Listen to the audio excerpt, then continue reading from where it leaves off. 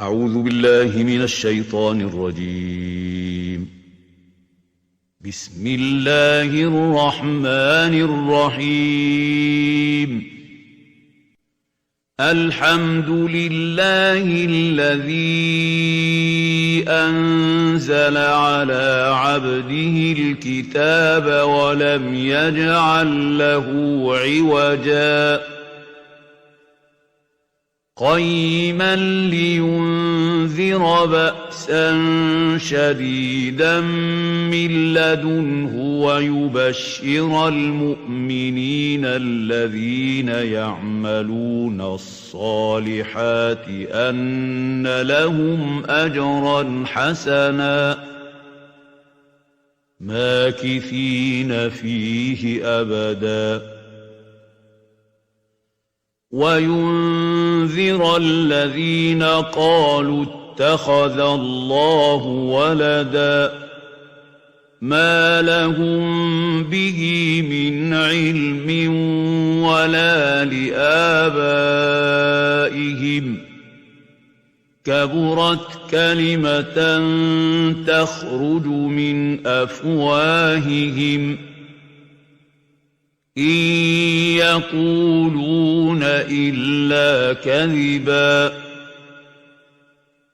فلعلك باخع نفسك على آثارهم إن لم يؤمنوا بهذا الحديث أسفا إنا جعلنا ما على الأرض زينة لها لنبلوهم أيهم أحسن عملا وإنا لجاعلون ما عليها صعيدا جرزا أم حسبت أن أصحاب الكهف والرقيم كانوا من آياتنا عجبا إذ أوى الفتية إلى الكهف فقالوا ربنا آتنا من لدنك رحمة وهيئ لنا من أمرنا رشدا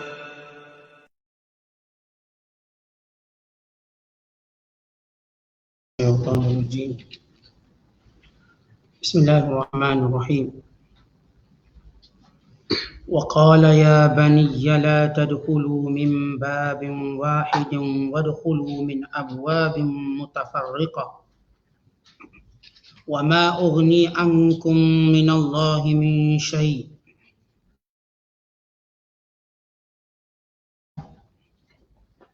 عليه توكلت وعليه فليتوكل المتوكلون ولما دخلوا من حيث أمرهم أبوهم ما كان يغني عنهم من الله من شيء إلا حاجة في نفس يعقوب قضاها وإنه لذو علم لما علمناه ولكن أكثر الناس لا يعلمون صدق الله العظيم. Dan ia berkata lagi, wahai anak-anakku, janganlah kamu masuk ke bandar Mesir dari sebuah pintu sahaja, tetapi masuklah dari beberapa buah pintu yang berlain-lain, yang berlainan. Dan aku dengan nasihatku ini tidak dapat menyelamatkan kamu dari sebuah takdir yang telah ditetapkan oleh Allah. Kuasa menetapkan sesuatu, sebab dan musabab itu hanya tertentu bagi Allah. Kepadanya lah aku berserah diri, dan kepadanya lah hendaknya berserah orang-orang yang mahu berserah diri. Dan tak kala mereka masuk menurut arah yang diperintahkan oleh bapa mereka, tidaklah perintahnya itu dapat menyelamatkan mereka dari apa yang telah ditakdirkan oleh Allah sedikit pun. Tetapi yang demikian itu hanyalah melahirkan hajat yang terpendam dalam hati Nabi Yaqub, dan sesungguhnya ia orang yang berilmu, kerana kami telah mengajarnya dengan perantaraan wahyu. Tetapi kebanyakan manusia tidak mengetahui akan rahsia takdir Tuhan. Masih lagi kita berada dalam penafsiran surah Yusuf. Surah yang ke-12 pada juzuk yang ke-13 pada ayat 67 sehinggalah ayat 68. Dan ia merupakan episod yang ke-12 dalam pengkisahan, penceritaan kisah Nabi Allah Yusuf AS dan keluarganya. Dalam episod yang ke-12 ini menceritakan tentang wasiat Nabi Allah Yaqub kepada anak-anaknya. Bagaimana cara memasuki kota Mesir dengan cara memasukinya daripada pintu yang berlainan. Allah Ta'ala mengabadikan wasiat Nabi Allah Yaqub untuk menunjukkan kepada suatu perkara yang penting dalam kehidupan manusia semuanya. Suatu perkara yang perlu dilihat, dinilai serta dijadikan iktibar oleh kita semua. Iaitu bila Nabi Allah Yaqub AS sesudah berpuas hati dengan janji dan sumpah yang dibuat oleh anak-anaknya 10 orang untuk membawa Benyamin bertemu dengan Nabi Yusuf yang tidak dikenali, tidak diketahui oleh adik-beradik bahawa yang memanggil itu Yusuf AS. Maka Nabi Allah Yaqub bimbang berlaku kepada anak yang bongsunya. Ini apa yang berlaku kepada Nabi Allah Yusuf. Maka sesudah berpuas hati dengan perjanjian dan dengan aku janji anak-anaknya, sumpah anak-anaknya, bukan maslahat untuk membawa Benyamin ke Mesir untuk mendapat bekalan makanan. Dengan lebih banyak bagi mengatasi kemarau yang panjang. Maka Nabi Allah Yaqub memberi kepada mereka satu wasiat. Nasihat perjalanan seorang ayah kepada anak-anaknya. Ya, demikian patut dilakukan oleh semua ibu dan ayah. Bila anak-anak mereka melakukan perjalanan, diberikan nasihat. Dan nasihat itu dipanggil wasiat. Kenapa nasihat dipanggil wasiat? Bila sesuatu yang penting, maka nama nasihat itu bertukar menjadi wasiat.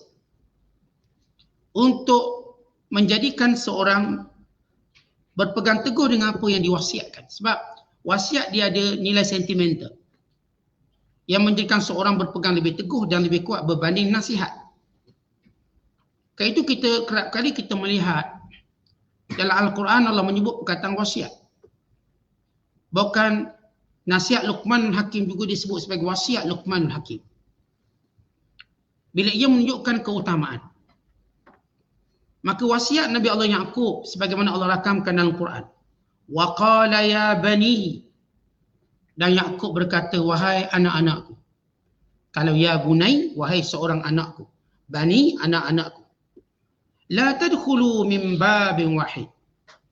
Bila mana kamu sampai ke kota Mesir, jangan kamu masuk pintu yang sama. Nabi Allah Yaqub menasihati anaknya jangan masuk pintu yang sama. Di mana negara Mesir ini untuk memasukinya ada 6 pintu utama. 6 pintu utama untuk masuk ke kota ini. Maka Nabi Allah Yaqub melarang anak-anaknya daripada memasuki pintu yang sama. Ini kerana pertama, anak-anak Nabi Yaqub ini, adik-beradik Nabi Yusuf ini orang-orang yang cantik, handsome, lawa belaka. Bila mereka masuk, maka seperti sekumpulan pemuda-pemuda, orang-orang yang cantik sehingga menarik perhatian orang yang menyebabkan terkenanya satu penyakit namanya ain. Yang kita akan terangkan apa itu ain. Ain maksudnya mata dalam secara literal, tapi ain merujuk kepada pandangan takjub seseorang kepada seseorang yang lain yang menjadikan pandangan itu penyebab kepada sakit bahkan mati. Bahkan pandangan itu boleh menyebabkan kalau dilihat kepada unta, unta boleh digulai dalam puyuh. Kalau dilihat kepada manusia, manusia itu boleh masuk dalam penjara atau even mati. Ini ain. Di mana Nabi Allah Yaqub, bahkan para Nabi SAW diingatkan dengan penyakit ain yang memang berlaku dalam masyarakat. Maka jumhur mufassirin menyatakan wasiat Nabi Allah Yaqub supaya anak-anaknya tidak masuk pintu yang sama untuk tidak menarik perhatian penduduk Mesir melihat mereka dengan takjub. Lalu mereka pasti akan ditimpa dengan sesuatu yang tidak dijangka. Dan dengan keadaan mereka ni mengikut suatu pandangan ulama sejarah, mereka suka pakai pakaian sedondong, suka sama. Itu kadang-kadang ada orang nak menyelamatkan air, dia tak akan pakai pakaian sedondong supaya tak tengok semua ni. Ni satu grup ni, kita kan cenderung pakai yang sedondong ni, cenderung. Dia tahu ni grup mana, ni grup Yasin, ni grup Waqiah, ini grup Hadid, ini grup sekian-sekian. Pandangan orang tadi boleh menyebabkan sesuatu. Kita tak kata memakai sedondong tu salah atau sebagainya, tapi ini antara pengawasan, cara. Sebab tu kadang-kadang ada setengah suami dia memang cuba pakai lain pada bini dia, lain pada anak-anak dia. Jadi itu cara dia protect diri dia, supaya orang lain tak terkena sebagaimana dia kena. Mungkin dia boleh bertahan tapi tidak kepada orang lain yang sekeliling dia. Maka ini antaranya. Di setengah-setengah hadis yang menyatakan di mana anak-anak Nabi Yaqub mereka ni suka pakai sedondong. Nampak sama ni adik-beradik. Ini kerana dicampur pula sebab mereka yang berada dalam agama tauhid, yang lain berada dalam agama kufur. Jadi amat patut mereka membezakan mereka dengan golongan kufur. Dan memang kita orang Islam dituntut memakai pakaian yang berlainan dengan orang kafir. Bukan Nabi melarang kita memakai pakaian sama orang kafir. Biar kalaulah kita duduk dalam masyarakat bukan Islam, nampak pakaian kita menunjukkan kita orang Islam. Tak perlu orang tanya awak Islam ke? Tak perlu. Dengan pakaian orang tahu kita Islam. Dengan rumah kita orang tahu ni rumah orang Islam. Dengan kedai kita tak perlu orang tanya ni halal ke tak halal. Kita dah tunjuk syiar Islam. Sebab tu kita lihat orang-orang yang bila dia berjalan dia membawa syiar Islam, maka orang ni orang yang kuat pegang agama. Sebab dari jauh kita dah kenal dia siapa. Ada setengah orang bila dia masuk dalam masyarakat kafir, dia macam orang kafir. Tak dapat dibezakan. Sebab pakai yang sama, makan pun kedai sama. Kita orang Islam tak boleh begitu. Orang Islam, Nabi sentiasa menyatakan hendaklah kita menyalahi orang kafir. Khaliful musyrikin, kata Rasulullah. Hendaklah kamu jangan sama dengan orang-orang kafir. Sebab itu kita simpan janggut supaya jangan sama dengan orang kafir. Sebab itu kita menutup aurat, jangan sama dengan orang kafir. Kalau kita tak tutup aurat, apa beza kita dengan orang kafir? Dari sudut pandangan pertama orang melihat kita. Sebab itu orang yang hebat, orang yang saya katakan kuat kepribadian agama, ditengok dari jauh sudah dia tahu Islamnya. Dan sudah dia tahu orang yang pegang agama. Yang kedua, kata para ulama, kenapa mereka dilarang masuk? Ataupun ditanya, ketika mana para ulama membahaskan kenapa pada ketika mana mereka masuk kali yang pertama, tak ada masalah apa pun. Inilah pertemuan kali kedua. Pada episod ke-11 kita dah cerita bagaimana mereka masuk kali pertama dan Yusuf mengenali mereka, mereka tidak mengenali Yusuf. Maka berlakulah satu dialog sehingga menarik adiknya dibawa bersama. Kerana pada permulaan orang ramai tidak sebab manusia ni tuan-tuan, dia tak akan dikenali untuk kali pertama, tapi orang mula ingin mengambil tahu bila kali kedua, terutamanya bila mereka mendapat jemputan khas daripada Yusuf. Dan ini menjadikan mereka lebih istimewa. Maka di situlah puncanya. Bila orang kita pun tuan-tuan, bila orang tu ada kedudukan isi menteri ke YB, kita pun pandang dia dengan pandangan sesuatu. Apatah lagi dengan Nabi Allah Yusuf yang berkuasa waktu itu. Kalau mereka dijemput khas. Maka kedengkian orang melihat tadi, kenapa orang luar tiba-tiba boleh dekat dengan Yusuf? Dengki. Maka Nabi Allah Yaqub tahu benda ni. Berdasarkan ilmu wahyu yang Allah berikan kepadanya. Artinya Nabi Allah Yaqub menggunakan ilmu sebab musabab. Atau mengambil ikhtiar. Untuk menunjukkan semua para Nabi dengan ketinggian tawakal mereka pada Allah, mereka tetap mengambil jalan ikhtiar. Tak ada orang tak nama tawakal pada Allah lalu membuang ikhtiar. Tak nak ikhtiar apa-apa. Kita serahlah Ustaz, jadi apa jadi. Tak boleh begitu. Kerana semua para Nabi yang ternyata lebih kuat tawakal, lebih kuat hubungan dengan Allah, semua para Nabi ini bila mereka melakukan sesuatu, mereka mencari sebab musabab, ikhtiar. Hatta Rasulullah dalam perang Badar mencari tempat yang paling strategik. Nabi memakai baju besi. Nabi memakai topi besi. Nabi tak pakai serban biasa ni. Serban ni ada topi besi. Dan Rasulullah SAW menggunakan segala strategi. Baik dalam hijrah, baik dalam perang. Hatta Nabi menyuruh kalau sakit berubat supaya kita menolak pandangan orang yang berkata kami cuma bertawakal, kami tak perlukan ikhtiar dan usaha. Kalau kena juga. Ini kebodohan yang berlawanan dengan sunnah para Nabi SAW. Yaqub sendiri, ini Nabi dia Rasul. Tapi dia tahu kalau anak-anaknya masuk pada pintu yang sama, pasti akan lebih cepat kena ain. Dan ini akan memecah belahkan keluarganya. Menyebabkan sebahagian mungkin sakit, sebahagian mungkin masuk penjara, sebahagian begitu begini. Sebab ain ini dia akan beri suatu kesan yang pelbagai. Kesan yang pelbagai, baik dari sudut fizikal, baik dari sudut tindakan-tindakan yang mungkin berlaku pada diri mereka. Lalu kata Allah, wa ma ughni ankum minallahi min syai'. Ini masih lagi kata-kata Nabi aku. Walaupun kamu buat macam aku suruh, tapi aku tidak boleh menolak apa yang Allah takdirkan. Contoh umpama kita ginilah, kita cakap dengan anak-anak kita, naik kenderaan baca doa, ia akan menyelamatkan kamu. Tapi kalaulah Allah mentakdirkan sebaliknya, kita tak boleh buat apa-apa. Contoh kita punya akidah.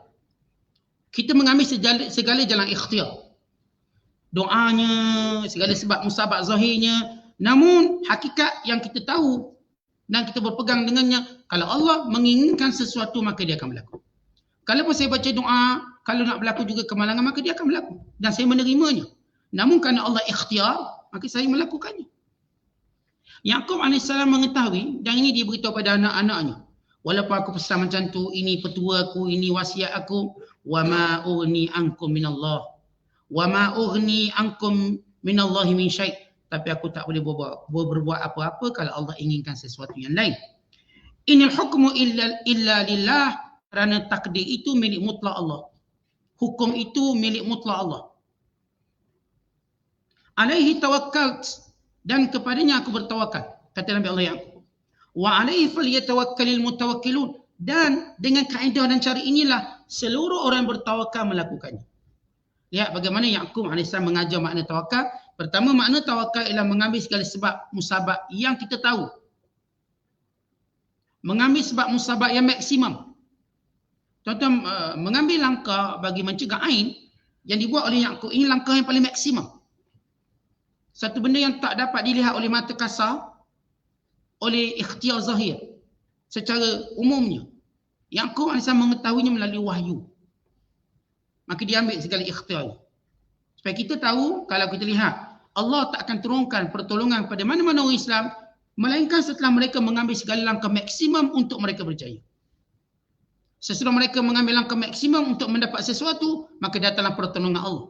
Kalau tidak, mereka akan berkata, itu saya tak usah habis lagi tu. Dia bangga dia. Tapi kalau kita kata, saya dah buat apa macam-macam dah Ustaz. Dah berubat semua tempat, pergi sana, pergi sini, doktor tu, doktor ni, obat tu, obat ni. Semua benda saya buat. Maka ketika itu datang pertolongan Allah, supaya kita tahu yang menyembuhkannya Allah. Sama juga dalam perang, Rasulullah buat segala strategi. Maka datang kemenangan supaya orang Islam tahu, bukan kerana persiapan persediaan perang mereka. Sebab mereka dah buat maksimum. Namun zahirnya nampak boleh kalah lagi. Tapi itu yang mereka mampu buat. Maka datang pertolongan, kemenangan yang disebut oleh Allah. Wa man nasru illa min indillah. Tiadalah kemenangan itu melainkan dari Allah. Tapi sesudah orang Islam mengambil semaksimum ikhtiar. Jadi tuan-tuan, bila kita tak mengambil semaksimum ikhtiar, maka kita berlaku buruk adab dengan Allah bila mengharapkan pertolongannya. Kita gini tuan-tuan. Kita ni nak minta derma dengan orang, nak minta tolong orang, duit kita ada lagi. Orang pasti akan mencela kita, kau kan ada duit lagi. Guna dulu duit awak. Kalau tak cukup minta derma, tidak tercela. Ini duit dia banyak lagi, dia minta juga derma. Jadi orang akan cela dia. Orang akan menghina dia. Sebab itu kita orang Islam dia ajar mengambil segala asbab yang maksimum. Kemudian mengetahui bahawa semua yang berlaku dengan izin Allah. Kemudian menyerahkan semuanya ini pada Allah. Maka begini cara orang Islam buat. Mengambil segala sebab maksimum dan mengetahui apa pun berlaku dengan izin Allah, kemudian menyerahkan pada Allah. 3 cara. Cara bagaimana para Nabi bertawakal. Kalau kita buat lain pada ni, kita berlaku buruk adab dengan Allah. Sebab itu bila kita kata, ya Allah, mana pertolonganmu? Lalu kita tanya, mana usahamu? Kata Ustaz, saya menunggu pertolongan Allah, menunggu takdir Allah yang memihak bagi saya. Soalannya, mana usahamu? Mana usahamu? Kemudian mana pasrahmu? Ini akan menyempurnakan. Walamma, dan bila mana anak-anak Nabi Yaqub dakhalu, masuk, min haitsu amarahum, sebagaimana yang disuruh. Pintu yang berlainan, ada 6 pintu. Mereka bagi-bagi masuk. Kalau mereka ni 11 orang, ni masuk 2 orang, ni masuk 2 orang, 2 orang, ni masuk seorang mungkin. Untuk menjadikan mereka ni masuk pintu yang berlainan supaya tidak dianggap mereka dalam satu kumpulan. Maka na yughni anhum minallahi min syai'. Mereka tidak mampu mengubah apa-apa takdir Allah. Illa hajatan fi nafsi Yaqub qadaha, melainkan mereka menyempurnakan hajat Nabi Allah Yaqub. Tuan-tuan sekalian, kadang-kadang ikhtiar kita untuk menenangkan orang yang berada sekeliling kita. Ayah kita ni, dia tengok kita naik motor tak pakai helmet. Dia kata, "Mak, pakailah helmet. Kan jatuh pecah kepala." Tuan-tuan, kalau kita pakai pun pecah kepala juga mungkin. Tapi bila kita pakai, kita dah tenangkan hati ayah kita. Menenangkan orang sekeliling kita ialah tanggungjawab kita. Kita nak berjalan, isteri kita pesan, "Bang, jalan tu jalan bawa elok-elok, jangan lebih pada 110. Kata isteri kita. Dia kata, "Awak jangan bimbang lah. InsyaAllah saya buat seluar ni, awak ada tracker, awak boleh tahu saya buat laju mana. GPS." Maka kita buat tu untuk tenangkan isteri, supaya isteri tenang. Isteri, suami saya tak buat laju, dia pun tahu. Tapi ini tidak dapat mengelak apa yang Allah takdirkan. Kita cakap dengan anak kita nak pergi belajar asrama luar negara. Okey, buat duit banyak-banyak. Ni bekal jangan lupa. Kita pesan berpuluh pesan. Maka bila anak kita ikut, kita pun tenang. Anak saya, alhamdulillah, dia pergi asrama, dia buat duit, dia buat telefon, dia buat itu, dia buat ini. Jadi tak ada benda yang kita fikirkan. Sebab itu tuan-tuan, antara tujuan kita ikhtiar untuk tenangkan orang sekeliling kita. Kadang-kadang kita sakit, kita tak pergi hospital, orang keliling kita suruh hati, kenapa tak pergi hospital? Saya tawakal. Yang degil sangat kenapa? Kepala sangat kenapa? Orang sekeliling kita nak marah ni. Sebab dia sayang kita. Dia takut berlaku apa-apa, maka dia paksa kita ke hospital. Tuan-tuan, menjadi sifat orang beriman, kita tak jadikan orang sekeliling kita, khususnya orang sayang kita, menjadi resah dengan tindakan kita. Akhirnya dia tenang. Kalau isteri kita nampak kita naik kereta tak pakai tali pinggang, "Bang, pakai tali pinggang, saya susah hati." Tak apa, kita pun pakai. Depan dia, belakang tak payah pakai, tak apa. Tapi paling kurang depan dia, kita dah tunjuk, pakai. Sopan je, doa pun panjang macam doa kunut macam panjang. Slow bawa, habis je simpan, pecik kepala.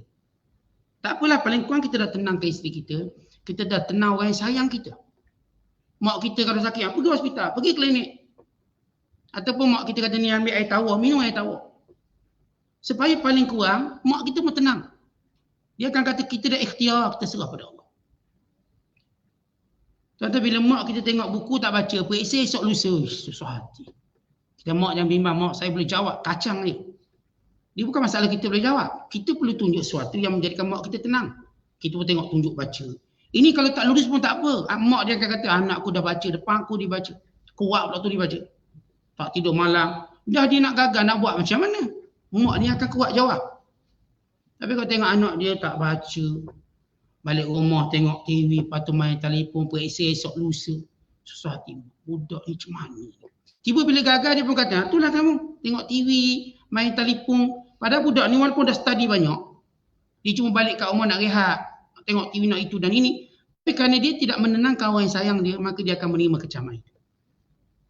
Sebab itu tuan-tuan sekalian kita, saya katakan ada orang sekeliling kita sayang kita. Ada orang sekeliling kita ambil berat pada kita. Maka dia pasti beri pesan. Pesan itu, pesan ini. Maka dia bimbang, "Awak ni kenapa tak vaksin lagi?" Dia susah hati sebab kita tak vaksin. Takut jadi apa-apa. Memanglah kita tawakal, tapi orang sekeliling kita mula bimbang. Kalau kita tenangkan mereka, tak apalah, saya ambil vaksin sebab nak tenangkan awak. Kita tak bergantung pada vaksin, tak ada. Tapi paling kurang orang sekeliling kita tenang. Tahu dia ikhtiar, dia buat sesuatu. Itu kaedah dalam sunnatullah, dalam ikhtiar, dalam usaha kita. Tapi kata Allah Ta'ala, walaupun anak Nabi Yaqub dah buat macam tu, maka kena juga. Maka tidak dicela usaha dia. Kita tuan-tuan dah ambil vaksin kena penyakit, tu ambil vaksin sakit juga. Tidak boleh dicela ambil vaksin. Yang dicela yang tak ambil tu, lalu sakit. Dicela sebab awak tak ikhtiar. Kita kalau kerja tak dapat duit, orang tak akan cela kita. Yang tak kerja tu dan tak dapat duit, itu yang dicela. Kenapa kamu tak kerja? Kita tuan-tuan kalau tak pergi tangkap, kalau pergi tangkap ikan tapi tak dapat ikan, orang tak cela kita kerana orang tahu itu rezeki. Tapi kita tak pergi tangkap ikan lalu tak dapat ikan, kita kata kita tahu, kawan kata kita bodoh. Dan kita kena ingat celaan orang ini juga menjadi perkiraan dalam kehidupan kita. Sebab itu bila berlaku apa-apa kerana kita tak ambil ikhtiar, maka jangan mencela melainkan kita. Dan kita telah membuka pintu pada orang lain mencela kita. Itulah orang mencela kita. Ya, kalau kita jenis tahan telinga tak apalah. Tapi tak tahan telinga, akhirnya kita akan menyesal dengan tindakan kita. Oleh sebab itu tuan-tuan, dalam hal ini kita mengetahui betul kalau kita ikhtiar kena juga, itu tidak tercela apa-apa. Kita tak boleh kata, habis buat apa ikhtiar kalau kena? Buat apa cocok vaksin kalau kena? Saya dah ikhtiar kerana Allah dah perintahkan saya ikhtiar. Tidak tercela apa-apa pun. Tapi kalau awak yang kena, awak tak berubat, awak yang tercela. Kerana awak masih ada di depan awak selangkah untuk berubat. Saya dah guna semua langkah saya. Dan nak kena juga saya redha. Dan saya tahu itu ketentuan Allah. Ini yang kisah anak-anak Yaqub. Dia dah ikhtiar semua tapi kena juga. Apakah dia nak mencela Nabi Yaqub kerana beri nasihat tak beri manfaat? Nasihat apa? Kena juga kami. Mereka memahaminya. Mereka buat sekadar apa yang mereka boleh buat. Adapun takdir Allah, tak ada orang boleh mengelaknya walau dengan ikhtiar dan usaha. Maka kata Allah, apa yang mereka lakukan untuk menenangkan Nabi Yaqub. Nanti kalau berlaku, lalu Nabi Allah Yaqub tanya, kamu ikut tak pesan aku supaya masuk pintu lain-lain? Mereka kata dah ikut tapi nak kena juga. Maka apa kata tercela tak? Kita tuan-tuan ambil contoh, kalau tiba-tiba anak kita aksiden, kita pun tanya, awak buat slow ke buat laju? Buat slow lah, macam mak kata buat 30, kita orang buat 30. Dia langgar kita. Kita tak dicela. Begitu kaedah. Dan begini kisah. Dan ini pengajaran. Wa innahu, sesungguhnya Yaqub, ladzu ilmin, orang yang amat berilmu. Lima 'allamnahu, dengan apa yang kami wahyukan padanya. Walakin tetapi aktsaran nas, kebanyakan manusia, la ya'lamu, tak tahu. Tak tahu apa? Tak tahu pentingnya ikhtiar. Tak tahu ikhtiar salah satu ilmu Allah ajar pada kita. Takdir itu ketetapan Allah. Ikhtiar ialah ilmu yang Allah ajar pada kita. Bila Allah nak berikan seorang itu hasil, Allah ajar kepada jalan ikhtiar. Sebab itu tuan-tuan tengok orang berjaya, Allah buka ruang pada jalan ikhtiar, dia pun buat bisnes yang bersifat agak canggih sikit pada orang lain, online itu dan ni, maka dia pun berjaya. Kerana Allah akan beri, bila Allah nak beri kejayaan seseorang, Allah mudahkan jalan ikhtiar. Summa atba'a sababa, fa atba'a sababa. Kemudian dipermudahkan segala sebab, diikuti dengan permudahan segala sebab. Tapi bila seorang tu Allah tak nak beri apa-apa, Allah tak buka jalan ikhtiar pada ini supaya dia tak dapat apa-apa. Siapa pun bila Allah nak beri sesuatu, dibuka jalan ikhtiar. Dia nak dapat jodoh, maka dibuka jalan ikhtiar, akhir dia dapat jodoh. Dia nak kaya, dibuka jalan ikhtiar, akhir dia kaya. Dia nak cerdik, dibuka jalan ikhtiar untuk cerdik, maka dia pun cerdik. Dia nak dekat dengan orang ni, nak dekat dengan orang tu, maka dibuka jalan untuk dia bertemu sehingga dia pun dekat dan hampir. Maka itu kaedah. Yang ini yang disebut oleh Allah, yang kami ajar. Allah ajar kepada Nabi-Nya wahyu, dengan wahyu, Allah ajar manusia melalui pengalaman, tajribah dan ilham. Namun, walaupun kita belajar, walaupun kita tahu, walau sebab kita ambil segala takdir itu kepunyaan Allah secara mutlak. Itu kita kena faham. Maka kata Allah Ta'ala menyebut, walaupun anak Yaqub berlaku apa yang tidak dijangka oleh Yaqub dan anak-anaknya, tetapi dia telah memberitahu satu ilmu yang kebanyakan orang tak tahu. Maka perbahasan kita dalam dua ayat yang kita baca ialah apa yang disebut sebagai penyakit ain yang Nabi Allah Yaqub bimbang berlaku kepada anaknya. Dalam hadis, Nabi SAW menyatakan, "Lau kana syai'un sabaqal qadr la sabaqathul ain wa idza istaghsaltum wa idza istughsiltum faghsilu." Kalau ada sesuatu yang boleh mendahului takdir Allah, ia adalah ain. Bila mana kamu diminta mandi, maka hendaklah kamu mandi. Ceritanya tuan-tuan, satu cerita ada seorang sahabat Rasulullah, namanya Sahal bin Hanif. Sahal ni orang lawa, orang Islam. Dia bermusafir bersama Nabi SAW. Lalu mereka sampai ke satu tempat sebelum masuk ke Mekah. Maka Sahal pun mandi. Orang lelaki mandi, buka baju lah. Buka baju mandi. Ketika mana mandi, dilihat oleh seorang sahabat lain bernama Amir bin Rabi'ah. Amir bin Rabi'ah bila tengok fizikal, tekstur badan sahabat bernama Sahal lawa. Orangnya kulit putih melepak. Orang lawa. Lalu Amir pun tengok, lawa. Aku tak pernah tengok kulit lembut tu. Bukan maksudnya dia jatuh cinta, bukan. Dia tengok tu tajuk. Kita kadang-kadang kita tengok, even sejenis kita tengok tajuk, tengok dia handsome, lawa. Maka ini satu benda fitrah. Seorang bila melihat orang lebih handsome, lebih baik, lebih cantik dan sebagainya. Kata Amir bin Rabi'ah, lawanya kulit dia. Seketika itu Sahal pun jatuh rebah dia. Dia demam panas. Lalu sahabat-sahabat menzari Sahal dan melihat keadaannya tu. Lalu mereka datang jumpa Nabi sallallahu alaihi wasallam. Ya Rasulullah, Sahal jatuh demam, sakit, dia tak boleh angkat kepala, maksudnya tak boleh bangun. La yarfa'u ra'sahu, tak boleh bangun. Lalu kata Rasulullah, apakah kamu mengesyaki sesuatu? Dia kata sebelum kejadian itu, dia mandi dan dilihat oleh Amir bin Rabi'ah. Barangkali itu penyebabnya, barangkali. Lalu Rasulullah menyuruh sahabat memanggil Amir bin Rabi'ah. Bila sampai maka Nabi marah pada Amir. Nabi kata, alama yaqtulu ahadukum akhahu, atas sebab apa seorang nak bunuh saudara dia? Maknanya tuan-tuan, kita ni mata kita kalau tengok orang dengan tajuk, kita boleh membunuh saudara kita. Tengok sesuatu dengan tajuk. Sebab itu kita diajar menyebut nama Allah waktu melakukannya. Yang kita akan baca hadis ni nanti supaya lebih jelas. Kata Rasul, apakah seorang kamu tega membunuh saudaranya dengan pandangannya tadi? Halan idza ra'aita ma yu'jibuka barakta. Tidakkah kamu kalau sekiranya melihat sesuatu yang takjub, kamu mendoakan keberkatan? Artinya Rasul ajar kita, bila kita lihat sesuatu kita sebut tabarakallahu ahsanul khaliqin. Tabarakallah, ini bagi tabarruk. Ataupun Allahumma barik fihi, moga Allah berkati dia. Kita tengok budak lawa, Allahumma barik fihi, moga Allah berkati dia. Ataupun kita menyebut dengan perkataan Masya Allah atau Subhanallah. Apa saja ungkapan ucapan. Bila kita ta'anjuk sesuatu, jangan dibiarkan ta'anjuk itu berlalu tanpa ada zikir pada Allah. Sebab itu Nabi kata, halan idza ra'aita ma yu'jibuka barakta. Kalau kamu lihat sesuatu yang ta'anjuk pada kamu, maka kamu menyebut keberkatan dengan berkata barakallahu fika, Allahumma barik lahu, atau membaca tabarakallahu ahsanul khaliqin. Tabarakallah. Ungkapan ini bila kita baca, dia tak akan kena sesuatu pada orang yang kita lihat. Kemudian Nabi sallallahu alaihi wasallam berkata kepadanya, ightasil lahu, kamu hendaklah mandi. Maka Amir bin Rabi'ah mandi, dibasuh seluruh badannya sampailah celah kangkangnya. Maka air tadi diambil, disiram kepada Sahal bin Hanif. Waktu disiram, Sahal pulih macam biasa. Sebab itu para ulama menyatakan, bila seorang penyebab penyakit ain, bila dia diminta mandi, maka dia wajib mandi. Sebab mandi itu untuk mengambil air dia, dijadikan sebagai penawar dan ubat. Air tadi diambil dan dimandikan kepada pesakit. Ataupun diwuduk.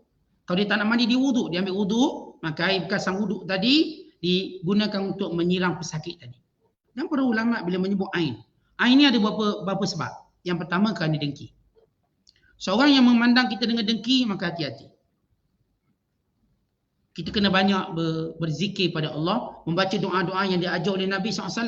Sabda Rasulullah SAW, innal aina la tudkhilur rajul al-qabra wal jamal al-qidra. Sesungguhnya penyakit ain menyebabkan seorang lelaki masuk kubur dan menyebabkan unta masuk dalam puyuk. Mana unta ni kalau untuk hebat, unta ni nampak tajuk, unta tadi boleh jadi laut tengah hari lepas tu. Maksudnya mati. Orang kalau tengok boleh masuk kubur. Dan Nabi SAW sentiasa mengamalkan doa. Bahkan Nabi doakan untuk anak cucu ni. Antara doa yang Nabi ajar, a'udzu bikalimatillahi tammah. A'udzu bikalimatillahi tammah min kulli syaitani wa hammah wa min kulli ainin lammah. Ini doa baginda sallallahu alaihi wasallam. Bahkan Nabi doakan untuk Hasan dan Husain. Dan hadis Nabi bacakan, u'idzukuma bikalimatillahi tammah min kulli syaitani wa hammah wa min kulli ainin lammah.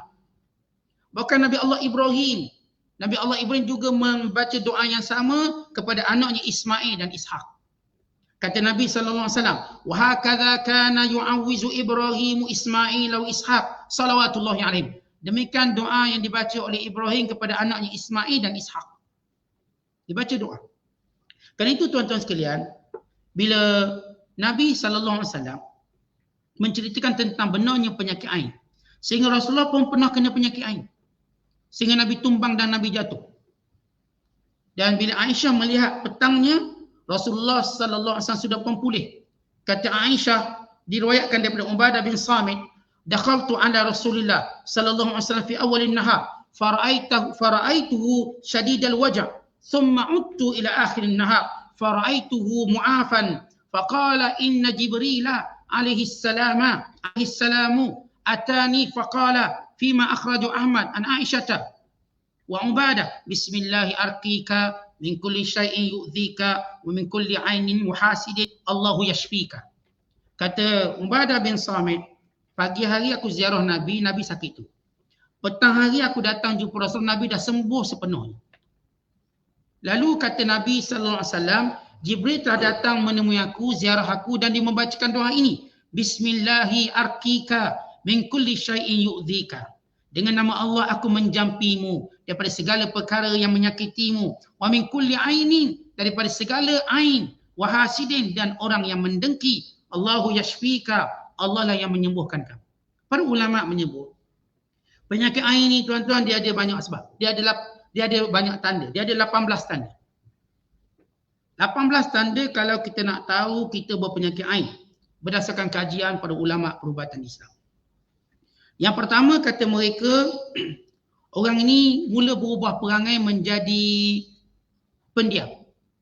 Asal dia jenis orang happy, mungkin orang kecoh sikit. Tiba-tiba dia mula jadi pendiam dan suka mengasingkan diri. Ini alamat pertama. Kalau dari awam yang pendiam tu bukan ain. Biasa dia okey, sembang, kadang-kadang kita makan, hari tu nampak diam semacam, ini kena ain barangkali. Itu kita suruh sembang belaka, jangan ada kena ain. Itu yang pertama. Yang kedua, kata para ulama, dia mula akan ada tanda penyakit yang teruk di perut dia. Kalau kita sebut macam gastrik lah. Tapi ini penyakit perut yang betul-betul. Dah makan pil gastrik, dah makan pil buang angin. Kali dia cek doktor kata, okey, saya tengok okey, tak ada apa, angin pasang pun tak ada, itu pun tak ada. Tapi perut dia senantiasa sakit. Itu alamat penyakit ain. Dan yang ketiga ialah dia sentiasa, kita kata ishal, berak cair.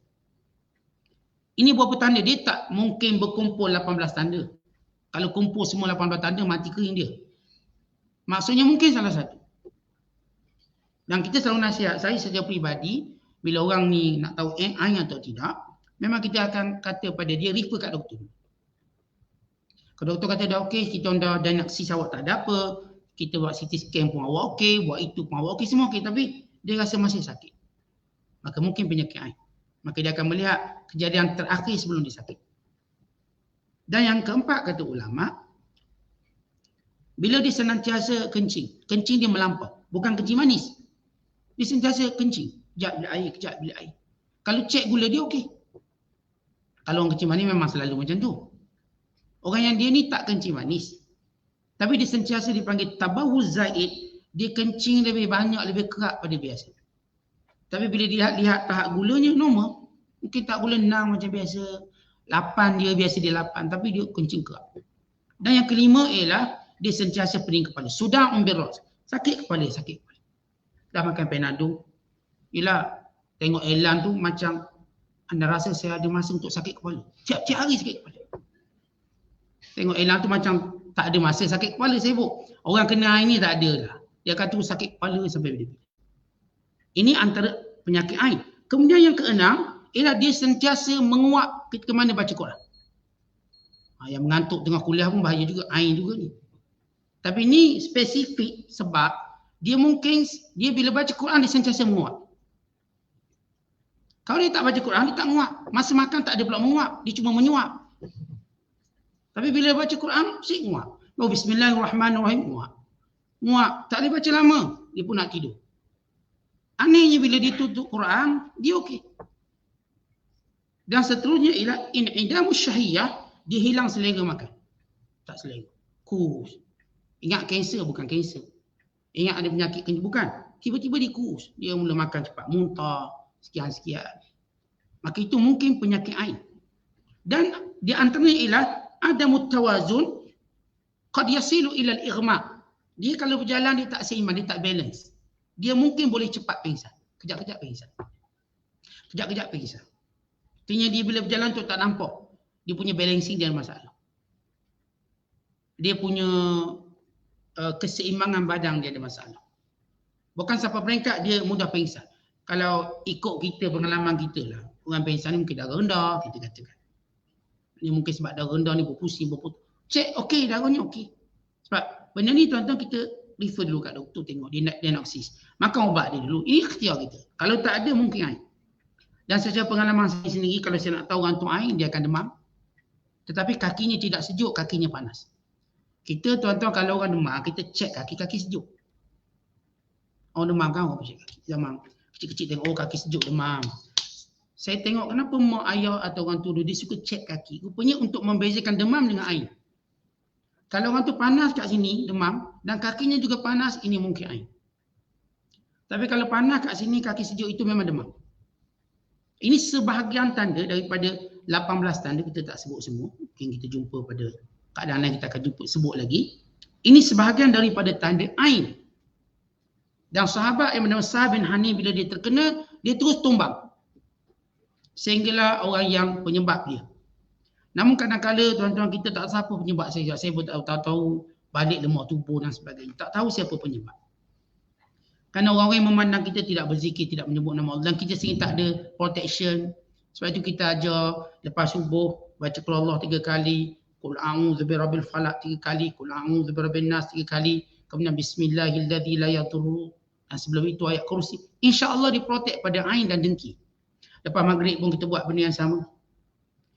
Macam mana pun kita tak tinggalkan zikir ini untuk mengelak pandangan ain dan juga dengki. Kedua-dua pandangan ini penyebab kepada ramainya orang terkena musibah.